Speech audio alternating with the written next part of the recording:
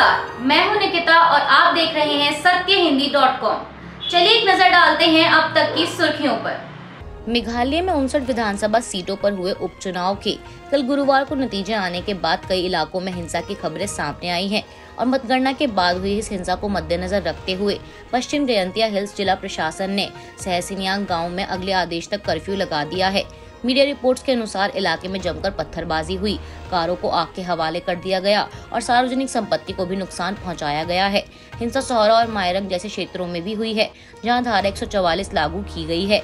Waste Jaintia hills के collector ने चिंता जताते हुए कहा कि मेघालय चुनाव के बाद हिंसा पर यदि काबू नहीं पाया जाता तो यह और ज्यादा फैल सकती थी। यही नहीं, सार्वजनिक संपत्तियों को और भी ज्यादा क्षति पहुंचाई जा सकती थी। इस कारण कानून व्यवस्था को सुचारू बनाए रखने के लिए कर्फ्यू लगाया गया है। जिला मजिस्ट्रेट BS सोहलिया ने कहा कि तुरंत हिंसा को रोकने और क्षेत्र में सार्वजनिक शांति को बहाल करने के लिए धारा 144 CRPC के तहत कर्फ्यू को सहसिनियांग गांव में तत्काल प्रभाव से लगाया गया है और आगे के आदेशों तक यह कर्फ्यू जारी रहेगा।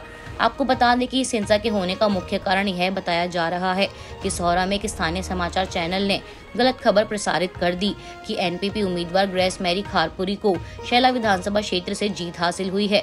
हालांकि वह बढ़त बनाए हुए थी, लेकिन बाद में इस सीट से UDP के उम्मीदवार बालाजीत सिंह ने जीत हासिल की। इसी के साथ NPP के कार्यकर्ता हिंसा पर उतारू हो गए और जमकर पत्थरबाजी की।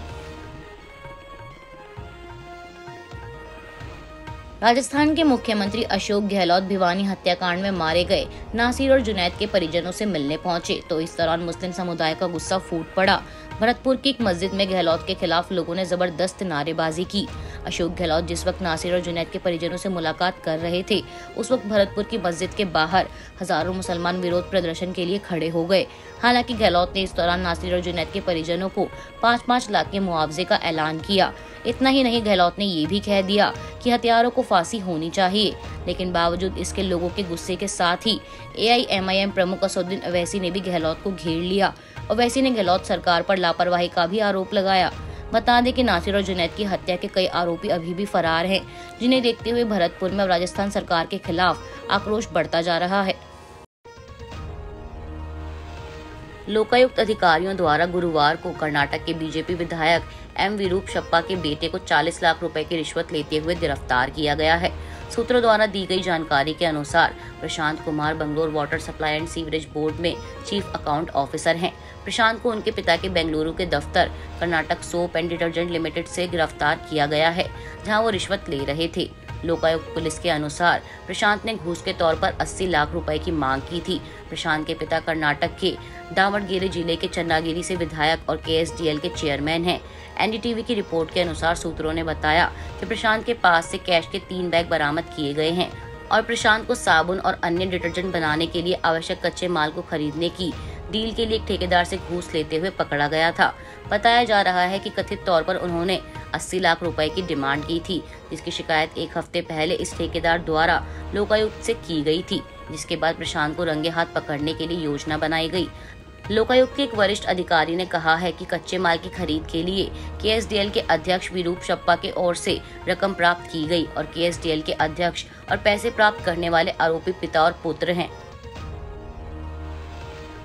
उत्तर प्रदेश के मुख्यमंत्री योगी आदित्यनाथ ने त्योहार को ध्यान में रखते हुए शरारती और अराजक तत्वों को कड़ी चेतावनी दी है। CM योगी ने वीडियो कॉन्फ्रेंसिंग के जरिए अधिकारियों के साथ समीक्षा बैठक में सख्त निर्देश देते हुए कहा कि सभी की आस्था का सम्मान होना चाहिए, लेकिन अराजकता पर जीरो टॉलरेंस की नीति अपनाई जाए। बता दें, आने वाले दिनों में होली, चैत्र के नवरात्रे, रामनवमी, शब बारात, रमजान और नवरोज जैसे त्योहार मनाए जाएंगे। इन्हीं को ध्यान में रखते हुए CM योगी ने यूपी के तमाम जिलों के प्रशासन और पुलिस अधिकारियों से इन पर्व त्योहारों को शांतिपूर्ण तरीके से आयोजित कराने को कहा है। साथ ही कानून का उल्लंघन करने वालों से सख्ती से निपटने के लिए भी कहा है। लोकसभा चुनाव 2024 के लिए विपक्षी एकजुटता की मुहिम पर पश्चिम बंगाल की मुख्यमंत्री ममता बनर्जी ने पानी फेर दिया है। मुख्यमंत्री आम चुनाव 2024 के लिए किसी भी गठबंधन की संभावना से इनकार करते हुए कहा कि उनकी पार्टी है चुनाव अकेले ही लड़ेगी। गुरुवार को दिए गए अपने एक बयान में CM बनर्जी ने कहा कि तृणमूल कांग्रेस अगले वर्ष के लोकसभा चुनाव लोगों के समर्थन के बूते पर अकेले ही लड़ेगी। 2024 में हम तृणमूल कांग्रेस और जनता के बीच गठबंधन देखेंगे। हम किसी अन्य राजनीतिक पार्टी के साथ नहीं जाएंगे। हम लोगों के समर्थन के बल पर अकेले ही है चुनाव लड़ेंगे। इसके साथ ही त्रिपुरा विधानसभा चुनाव के नतीजे पर उन्होंने कहा कि जो लोग बीजेपी को हराना चाहते हैं, मेरा विश्वास है कि वे हमारे पक्ष में वोट करेंगे। इसके साथ ही मेरा यह भी मानना है कि जो लोग माकपा और कांग्रेस को वोट दे रहे हैं, वास्तव में एक तरह से वे बीजेपी को ही वोट दे रहे हैं। यह सच्चाई आज ही सामने आ गई है। गौरतलब है कि त्रिपुरा की 60 सदस्यीय विधानसभा सीटों में से टीएमसी को एक भी सीट हासिल नहीं हुई है। मध्य प्रदेश के पूर्व मंत्री जीतू पटवारी को विधानसभा में चल रहे बजट सत्र के शेष भाग के लिए निलंबित कर दिया गया है।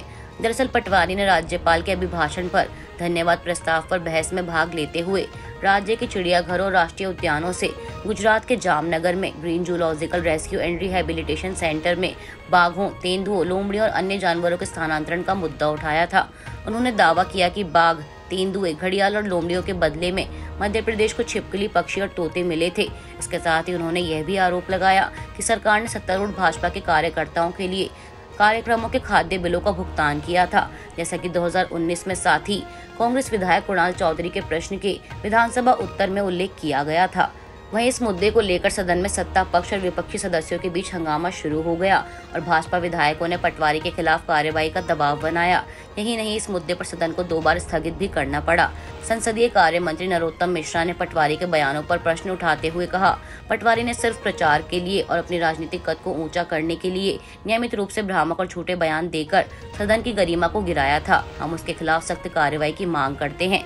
वहीं इस मामले पर कार्रवाई करते हुए विधानसभा अध्यक्ष गिरीश गौतम ने पटवारी को चालू बजट सत्र के शेष भाग के लिए निलंबित कर दिया है। अभी के लिए बस इतना ही। बाकी की खबरों के लिए जुड़े रहिए सत्यहिंदी.com के साथ।